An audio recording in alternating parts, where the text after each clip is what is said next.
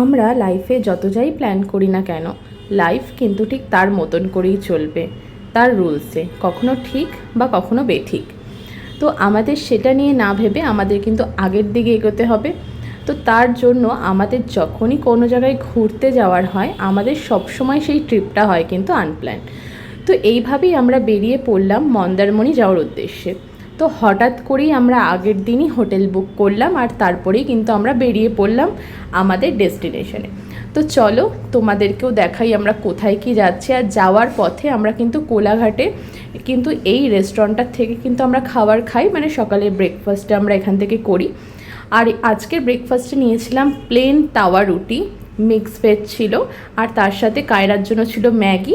এই সবই আমরা প্রতিবার মানে পুরির সবজি নিই, কিন্তু এবার ভাবলাম অত অয়েলি খাওয়ার ভালো লাগছে না। আর যেতে যেতে কিন্তু সারা রাস্তাতে কিন্তু আমাদের সঙ্গী হয়েছিল বৃষ্টি, আর সেটা কিন্তু খুব ভালোও লেগেছিলো। এমন নয় যে বৃষ্টি হয়েছে বলে ভালো লাগেনি, রোদটার থেকে আমরা একটু মুক্তি পেয়েছিলাম।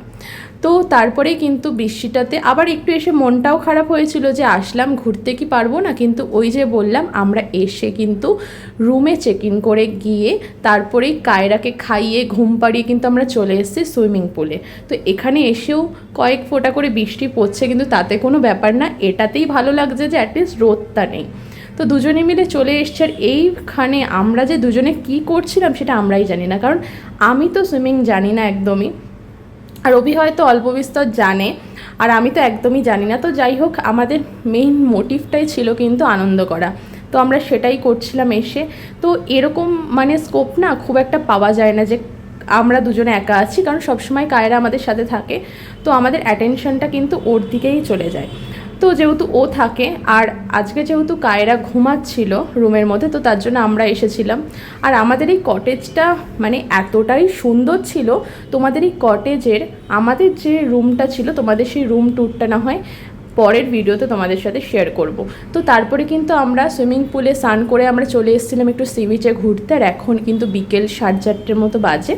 তো তারপরে ঘুরে আমরা চলে এসেছি আমাদের ব্যালকানিতে, কিন্তু আমরা বসে আছি। এদের কিন্তু প্রতিটা রুমের সাথে একটা করে পার্সোনাল ব্যালকানি থাকে, যেটা খুবই ভালো। তারপর রুমে এসে আমরা একটু স্ন্যাক্স অর্ডার করেছিলাম। এখানে কি কি অর্ডার করেছিলাম চলো তোমাদেরকে খুলেই দেখাই। তো এখানে ফ্রেঞ্চ ফ্রাইজ ছিল, যেটা কায়রার জন্য, ও খুব ভালোবাসে খেতে। আর ছিল আমাদের জন্য ফিশ ফিঙ্গার, আর হচ্ছে ক্রিসপি চিলি বেবিকর্ন।